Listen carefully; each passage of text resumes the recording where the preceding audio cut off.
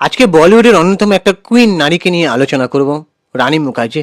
তোমরা কারা কারা রানী মুখার্জির ফ্যান অবশ্যই চটপট ভিডিওটা দেখতে দেখতে কমেন্ট করে জানাও। চ্যানেলটাকে সাবস্ক্রাইব করে দাও, ভিডিওটাতে একটা লাইক দাও। আজকে রানী মুখার্জির কলকাতায় আসা নিয়ে এবং দেবশ্রীর সাথে কলকাতায় কালীঘাটে পুজো নিয়ে আলোচনা করব এবং রানী মুখার্জির এই যে উত্থান এবং আজকে পর্যন্ত তার কত বছর পূর্তি হলো তোমরা জানো কি? প্লিজ ভিডিওটা পুরো স্কিপ না করে দেখো, চ্যানেলটাকে সাবস্ক্রাইব করে দাও। আবারও বলছি, ভিডিওটাতে একটা লাইক দাও। Please support me, please subscribe our YouTube channel. কিছুদিন আগে ইন্ডাস্ট্রিতে 30 বছর সম্পূর্ণ করেছেন আমাদের রানী মুখোপাধ্যায়। ক্যারিয়ারের 3 দশক পূর্তি উপলক্ষে দর্শকদের তিনি উপহার দিয়েছেন মার্দানি 3 ছবিটি বক্স অফিসে তেমনভাবে সাফল্য অর্জন করতে না পারলেও রানী মুখোপাধ্যায়ের অভিনয় দেখে প্রশংসায় পঞ্চমুখ হয়েছেন দর্শকরা।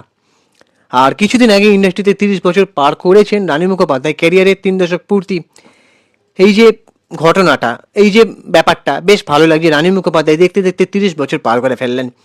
মার্দানি 3 নিয়ে যখন সব জায়গায় জোর কদমে চলছে চর্চা, ঠিক তখনই কলকাতায় এলেন রানী মুখোপাধ্যায়। 11ই ফেব্রুয়ারি কলকাতা এয়ারপোর্টে দেখা যায় অভিনেত্রীকে। মুম্বাই থেকে কলকাতায় এসেই তিনি প্রথমেই যান কালীঘাটে এবং সঙ্গী হন তার মাসি দেবশ্রী রয়। এই দিন রানী মুখোপাধ্যায়কে দেখার জন্য কালীঘাটে উপচে পড়ে জনতার ভিড়। কালীঘাটে পুজো দেওয়ার জন্য অভিনেত্রী পরেছিলেন একটি লাল রঙের চেক শাড়ি, সঙ্গে হালকা মেকআপ এবং চোখে রোদ চশমা। তার শর্ট ভিডিওগুলো আছে, তোমরা চ্যানেলে গিয়ে দেখে আসতে পারো। অন্যদিকে দেবশ্রী পরেছিলেন একটি সাদা গরদের শাড়ি, সঙ্গে মানানসই গয়না, চোখে চিরপরিচিত সেই চশমা। মাসি ও বোনজিকে একসঙ্গে দেখা যায় খোশ মেজাজে গল্প করতে। এই দিন নিরাপত্তায় মুড়ে ফেলা হয়েছিল কালীঘাট চত্বর। মার্দানি 3 ছবির সাফল্য কামনার ক্ষেত্রে হোক অথবা নিজের ইন্ডাস্ট্রিতে 30 বছর পূর্তি উপলক্ষে যে কারণেই হোক না কেন, রানী মুখোপাধ্যায়ের কালী পূজা দেওয়ার এই যে ছবি ছড়িয়ে পড়তে আবারও প্রমাণ হয়ে যায় তিনি আক্ষরিক অর্থে একজন বঙ্গকন্যা এবং এত বছর পরেও নিজের শিকড়কে ভুলে যাননি তিনি। 1997 সালে রাজা কি আয়েগি বারাত ছবির মাধ্যমে প্রথম বলিউডে পদার্পণ করেছিলেন রানী মুখোপাধ্যায়। এরপর তিনি বলিউডকে দিয়েছেন একের পর এক হিট ছবি, দর্শকদের ভালোবাসায় পেয়েছেন অপুরন্ত। রানী মুখোপাধ্যায় অভিনীত মার্দানি 3 চলতি বছরের 30 জানুয়ারি মুক্তি পায়। এই ছবিতে রানী আবারও তার অভিনয় দক্ষতা দিয়ে সবাইকে অবাক করেছেন। মুক্তির পর মার্দানি 3 সানি দেওয়ালের বর্ডার 2 এর সঙ্গে জোর টক্কর দিচ্ছে। যশোরাজ ফিল্মসের ব্যানারে নির্মিত রানী মুখোপাধ্যায়ের অভিনীত মার্দানি 3 4 কোটি টাকা আয় করে মুক্তির দিন গত শনিবার বক্স অফিসে আয় উল্লেখযোগ্যভাবে বৃদ্ধি পায়।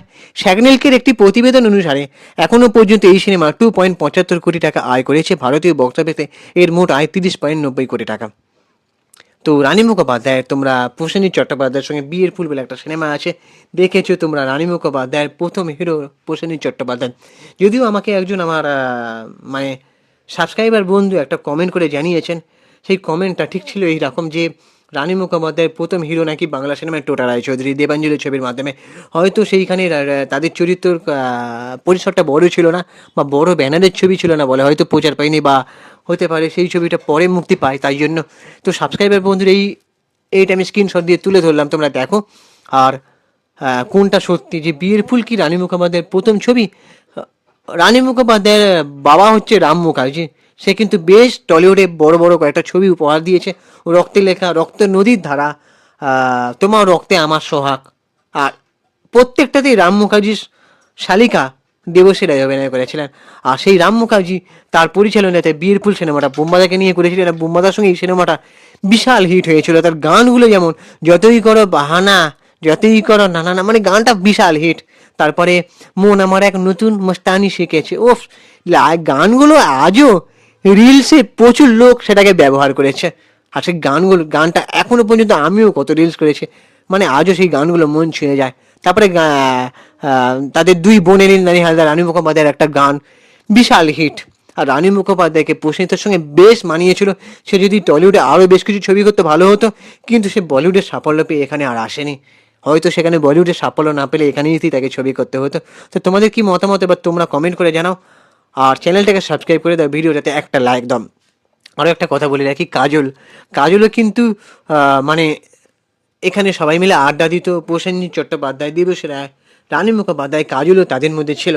বুম্বাদার মা অনেক সময় তাদেরকে হেল্প করতো, তা মানে তাদেরকে মানে দেখাশোনা করা এগুলো করতো। তাদের মধ্যে একটা আড্ডা থাকতো। কারণ প্রসেনজিৎ চ্যাটার্জি নিজেই এই যে কলকাতায় এসেছিল, যে ডাব্লিউ ম্যারিয়েট হলে একটা অনুষ্ঠান হয়ে গেল T2 সি অ্যাওয়ার্ডসে অনুষ্ঠান, সেখানে রানী মুখোপাধ্যায় ঋতুপর্ণা সেনগুপ্ত, কোয়েল মল্লিক অ্যাঙ্করিং করছিলেন, যেখানে প্রসেনজিৎ চ্যাটার্জি আর রানী মুখার্জি বসেছিলেন। কোয়েল মল্লিক সেখানে শুধুমাত্র হোস্ট করছিলেন। স্টেজে 3 জন বসেছিলেন, আর প্রসেনজিৎ চ্যাটার্জি সেখানে বলছিলেন যে রানীকে আমি ছোটোবেলায় কোলে করে নিয়ে ঘুরেছি। প্রসেনকে এর আগেও সাক্ষাৎকারে আমি শুনেছি কোয়েলকে এবং রানী মুখার্জিকে, তাদেরকে আমি কোলে করে নিয়েছি, আর তাদেরকে বড়োবেলায় আমি তাদের সঙ্গে সিনেমা করেছি তারা যখন বড় হয়েছে।